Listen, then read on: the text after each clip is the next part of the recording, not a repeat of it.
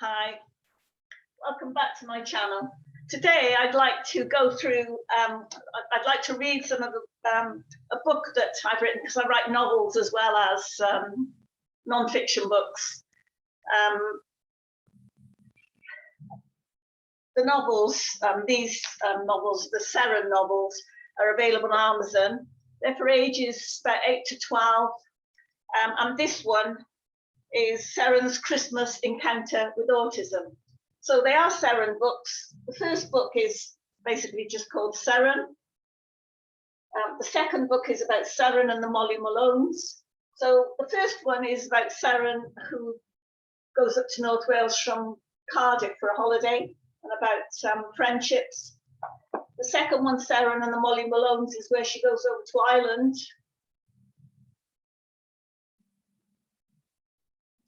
And the third one is about Seren's Christmas encounter with autism, and it's more about her friend Sioned. And Seren obviously comes into the story, and they're in Edinburgh, and it's about Christmas in Edinburgh, but it starts off about Sioned's family and the fact that she has a brother with autism. So I'll read some from the first chapter for you to give you a flavour of the book.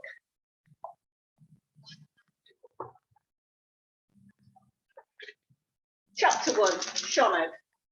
There are brown and smelly lumps all over the toilet walls. Mum! I shout. Mum! I go out onto the landing. Mam gets up from outside Tom's room where she's been sat, and she comes into the toilet. Stop shouting, Sioned. Calm down. Tom's just got off to sleep. What's so urgent? I point to the poop-smeared walls. I don't need to say anything. She whispers. Okay, I'll clean it up. It must have happened while I was getting his bath ready next door. I thought he'd only done it in the bathroom. Do you want to use the toilet downstairs for now? Oh, I don't have much choice, do I sulk. Here, put the diaper in the bin downstairs for me. Man holds it out to me. Gross, I say. It's clean, Sioned. He's just been eating the lining. I can't use it again, but this bin is full. Too much information, ma'am, I say, taking the bag diaper from her as I make my way downstairs. I totally get why Tom loves the way things feel or taste. I love the feel of fabrics I work with, and sometimes choose my fabrics based on the feel. But smearing poop? Would Alexander McQueen have done that for one of his fashion shoots? I don't think so. Later, as I go to switch off my bedroom light, I notice Man going down the stairs. I can smell the distinct aroma of disinfectant in the air. Feeling guilty for my earlier outburst, I whisper, Good night, Man. She turns around and smiles wearily. Good night, Sioned. Is everything okay, I ask. She nods and then adds, Oh, I forgot to tell you something. I wait as she ponders on what it was she forgot. Oh, the fabric shop rang. Your fabric has arrived. I told them I'd pick it up in the week for you. Sleep well. But, I begin, sleep well, Sioned. You have a busy day tomorrow. Man continues walking down the stairs, and I know there's no point in arguing. As I get into bed, I pick up my mobile phone and send Gwyn a text before falling asleep. Can I borrow your bike in the morning? Is the text I send. I'm awake. It's light outside. I check my alarm to make sure I haven't slept through it. I've gotten used to sleeping through any amount of noise. I'm amazed to find that I've woken half an hour early, all by myself without its help. I turn the alarm off. Today I'm going on a ferry across to Dublin to take part in the Passion for Fashion Challenge. Is it any wonder that I've woken before the alarm? I look across the room at my shelves, carrying the sewing machine and the trophies I have already won. Above the shelves is the poster of the Passion for Fashion Challenge. I managed to download it off the internet. I so want to win that competition. My mum tells me I've been interested in fashion since I was 2 years old. What I like most about it now is that it's something I do that's just for me. I can lose myself in it. At 8 a.m. the house is too quiet, and even my brother is asleep. He must have been awake all the night, most of the night. In bed sock feet, I walk to my bedroom window and look out into the garden. The bike is already in our driveway. I guess Gwyn has finished his morning paper round. I check my phone. A text message from Gwyn. Look after it. The bike is Gwyn's pride and joy. I change into a pair of jeans and t-shirt and tiptoe past my parents' bedroom. I can hear them both snoring in harmony. I smile as I recall them both denying the habit. My brother Tom can be up quite a bit in the night, and so I'm not surprised that they seem out of the count. In the kitchen, I unlock the kitchen cupboard and fridge. I stuff some cheese straws into my jeans pockets and lock the cupboard.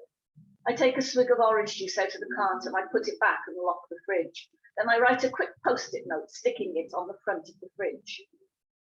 It says, borrowed Gwyn's bike, gone over to Conwy for the fabric, back in plenty of time, Sioned, kiss kiss.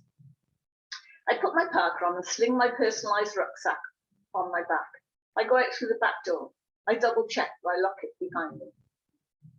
My brother Tom let himself out of the house last week and was found hours later.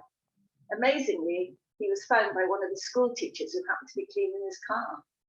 Tom was trying to cross a busy road 2 miles away from our house.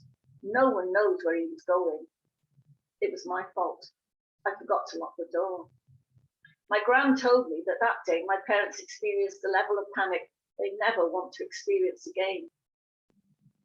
I triple check the door. Once outside, I can feel the cool breeze coming up from the sea. I hear the seagulls calling as they scavenge for food. I put on Gwyn's cycling helmet and attempt to get on his bike. It feels kind of strange using someone else's bike, but I can reach the pedals, so that's a bonus. I take off. The bike is well oiled and the pedals seem to have a life of their own. I'm just speeding down a hill when I realise I need to slow down. I slam on the brakes and I go flying over the handlebars of the bike. I put my hand out to try and brace myself. I end up in an undignified pile on the road as a car screeches to a stop behind me. Okay, so that's part of the book, Seren's Christmas Encounter with Autism.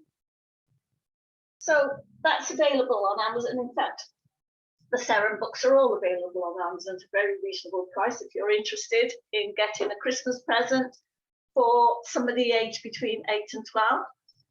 This one in particular is about Christmas in Edinburgh, cosplay, about siblings of children with autism and how they cope, and how a friend finds out about how she copes as well. So that's all from us at the moment. I think Dillis is coming to say hello. Dillis, come on, then. Come on. Or bye-bye. So it's bye-bye from us. Here's Pippi too.